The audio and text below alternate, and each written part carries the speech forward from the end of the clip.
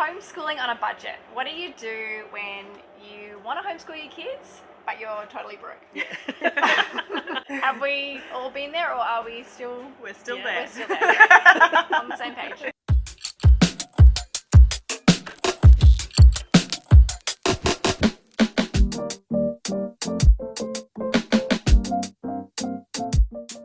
One income is Yeah.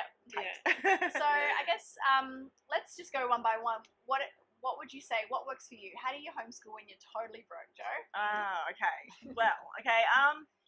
Well, we do invest in one curriculum for the year.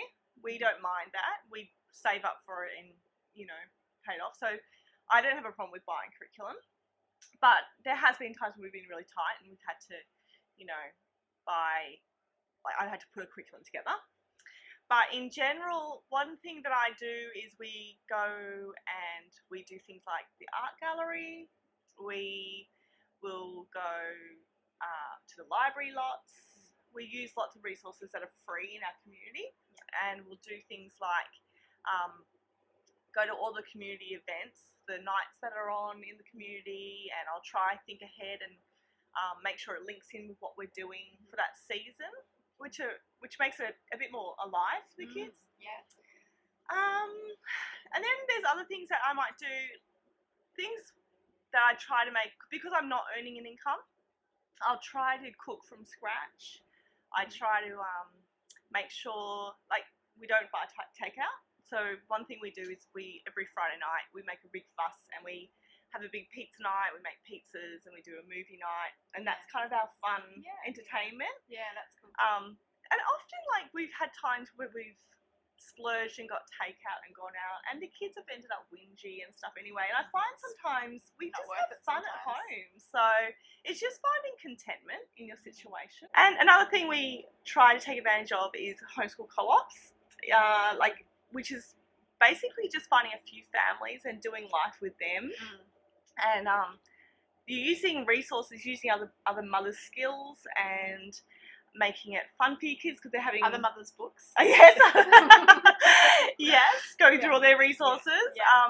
Just using each other's, skills and resources to make homeschool more exciting. Yeah. And one other thing we do is we do a lot of shopping. We go through and we find the best books, and we find them for 50 cents, and it makes homeschooling so affordable for us. Perfect. Yeah. So what about you, Tiff? I think for me, research really has helped, especially in that first year of homeschooling, where you don't really know what's going to work for your kids, and you make an investment and it maybe doesn't work out. So I think to kind of make sure that doesn't happen a lot, I try and just do my research. YouTube is such a valuable resource. So many people post flip-throughs of curriculums or books, and that really helps to know if that's going to be something that's worthwhile for our family. And similarly, I use my devices a lot. So instead of maybe investing in a physical copy, I'll just download or purchase the PDFs, and I don't even have to print them. Sometimes I just have them on on my laptop or on an iPad, or sometimes even your phone, and just have it there. So that's another way to save money. So that's really helped cut some costs.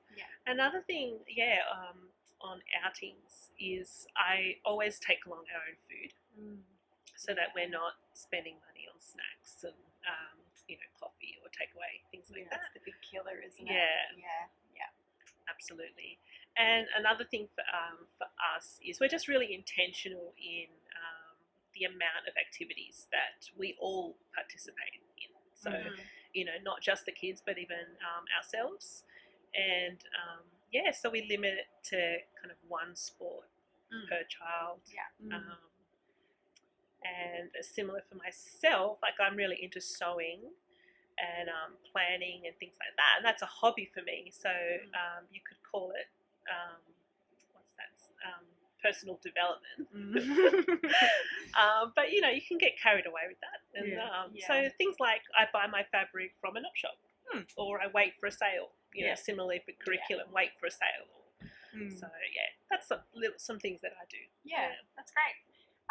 Okay, so I would say with resources and materials, like for example watercolors or sporting equipment, we tend to these days save those buying opportunities for their birthdays or Christmas presents. Yes, we do Because that. I think I was saying to you, homeschooling's not school; it's Yeah. lifestyle. Yeah. So if they're really into camping or fishing or Mm. biking or whatever, that's a perfect present opportunity. Yeah. It's not part of their school. It's not a school supply. Mm. Yeah. So using those opportunities to buy some watercolors, sneak some Yeah. new pens in their Christmas stocking.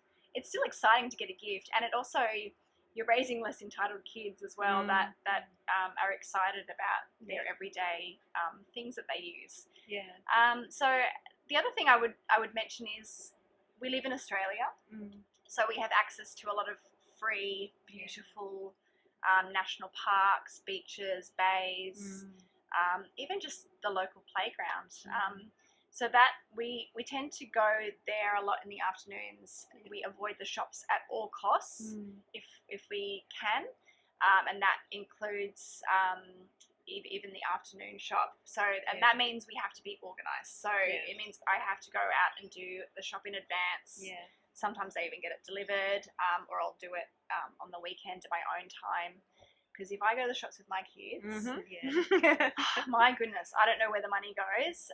And the other thing is I'm open with the kids and I say, look, I'm not spending money today, or I only have $5 in my pocket, and that's what you've got if you'd like to spend, or you've got your own pocket money. That's your own spendings. You can do what you like with that. But again, we avoid the shops. We just don't go there if we don't need to. There's plenty of other nice places to be. So in saying that, we also, again, we limit our sports to one each. We're actually picking up instruments again, but this time we're going to learn online, and we're going to devote a time every week where we're all going to sit down in front of a YouTube channel and learn guitar and piano. That's free. My husband learned guitar all by himself back in ancient times before YouTube. So if he can do it, then my kids can learn from YouTube. We don't need an instructor for everything. We're all clever people. If we can homeschool our kids, chances are you've got a hidden talent or a hidden skill, something you can make, something you can provide, some kind of a service. Just have a bit of a creative moment with yourself and work out what can you do to make some money on the side. I like to write, so I write some blogs for people here and there, and after hours. And even my kids have a side hustle, so they provide greeting cards for our local post office. That's awesome. Yeah, so I guess again, it's a lifestyle thing. So we're teaching our family that you don't just get one job and then you earn an income. Always look for opportunities to create a bit more income for yourself. Which also can create a skill for your child. It's all intertwined, isn't it? And it equips them, and it stops them from looking at you for money all the time. It makes them go, how can I make some money to save up for something, not just mum will give it to me. I think it's actually just really important to give your children an understanding of the budget. It's not about saying, we don't have enough money, but it's like, okay, so this is what we do have, and these are why we make these decisions. And I find that my kids respect the choices we make better, and they're more willing to go, well, how could I make some money, or, My kids are more thankful as well when I communicate to them, this is our budget, and then we do buy them something. They're like, oh, wow, Mum, you didn't need to do this, because they know that we're operating from a budget. Nothing's hidden from them. So, I don't know, they get less entitled that way. You're raising responsible, thankful kids. The other day I made a sale. I bought something at an op shop, and then I sold it on Marketplace, and we made a sale, and I said to the kids, let's go out and have lunch. And so they were like, thank you so much, Mum, because they knew that money I had made to take them out, and it just was a bit more special. It's more special. Yeah, on that point about finding contentment and joy in what you're doing, it does go to show that it is an attitude thing, isn't it? And you do have to maybe not look at those Instagram posts too much, or I mean, I mentioned flip throughs before, but if that's a trigger for you and you're finding like that's not healthy for your mental health, then just stop doing that and practice, you know, being content in your situation, and find ways, you know, side hustles or things to do things on the cheap. And, I actually find it fun. That sounds a bit weird, but I do actually find it fun to be tight. It makes me more creative. Sometimes when we have an influx of money, it takes all the joy out of life. Like, you're just like, oh, I'll buy this, buy that. But then when you're tight, you're like, okay, right, I've got to make this work. I don't know. I'm weird. I find creativity comes from a lack of something. I find it challenging. So it's your attitude, really. You know? That's right. And if you do have to invest in something, I think something that's worked for us is to buy well, you know, from the start. So kind of similar to UK, we wait for birthdays or Christmas to make those kind of bigger purchases for things for our lifestyle. But if we're going to spend that money, we'll use the year to save and buy well. You know, buy a little bit better quality, so we know it's going to last, you know, not just for that summer, but for years. And you can, you know, the next child can enjoy it if it's something that's outgrown, or you can pass it on to someone, or even sell it again. Because you know it's lasted and it's good quality. So that's something that we kind of try to do when we can. That's great. But I think it's important anyway to think about how much you've already saved by homeschooling. Like, you're not paying for so many things, you know, when you're doing the school run and you're buying all the school stuff. So you're already winning in that area. You might not have an income, but it makes you more thoughtful, doesn't it? It does. And it makes you slow. And no, it doesn't make you slow down. You have the opportunity to slow down.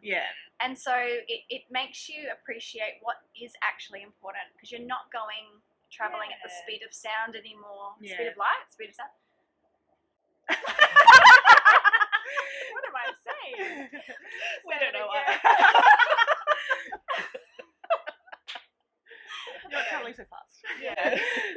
You're not traveling so fast anymore. So you're getting back to basics. That's right. And you have you're rich in time, which is I was saying to my husband the other night, I've never felt so rich, because life is simple. My kids are all around me, and I have time. I don't need to be anywhere besides with them. So what a blessing is that? And being appreciative for the time you've got with your kids. Like you were saying, it makes you more content with just what you have. That's right. So I think everyone's budget is different, but I guess we could probably encourage you to just be creative with what you've got. See what you've got in your hands, see what you can use, see what maybe extra money you can bring in, and see what fun you can have on a shoestring.